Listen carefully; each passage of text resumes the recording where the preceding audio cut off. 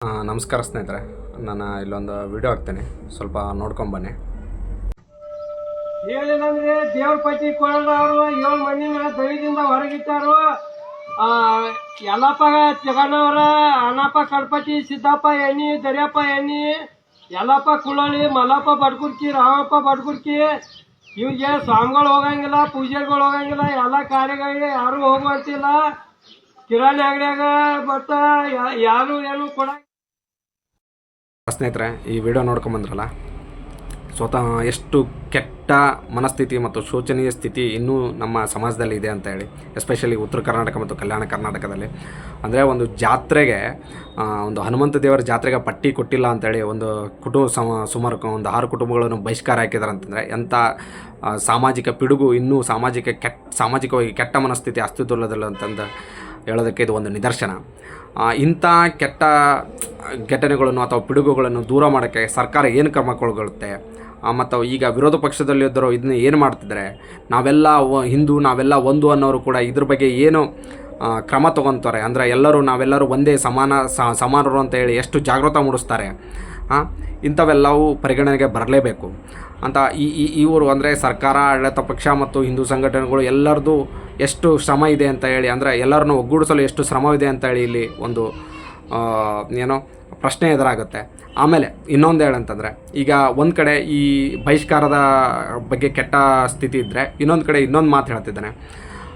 ಸ್ವತಂತ್ರ ಬಂದು 80 ವರ್ಷ ಆದರೂ ಈಗ ಏಪ್ರಿಲು ಮೇಲಿ ಬೇಸಿಗೆ ಇರೋದರಿಂದ ಎಲ್ಲ ರೈತಾಪಿ ಜನಗಳು ತಮ್ಮ ಕೆಲಸ ಮುಗಿಸ್ಕೊಂಡು ಈಗ ಎಲ್ಲ ಊರುಗಳಲ್ಲಿ ಆಲ್ಮೋಸ್ಟ್ ಎಲ್ಲ ಗ್ರಾಮ ದೇವತೆಗಳ ಜಾತ್ರೆ, ಎಲ್ಲ ಕಡೆ ಜಾತ್ರೆಗಳು ನಡೀತಿರ್ತಾವೆ.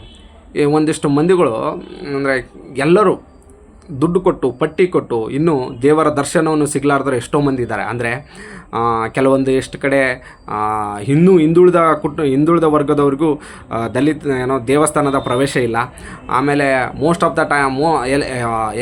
ಆಫ್ ದ ಪ್ಲೇಸಸ್ಸಲ್ಲಿ ಇನ್ನೂ ದಲಿತರಿಗೆ ದೇವಸ್ಥಾನದ ಬಾಗಿಲ, ಅಂದರೆ ದ್ವಾರ ಬಾಗಿಲನೇ ಒಳಗೆ ಪ್ರವೇಶವಿಲ್ಲ.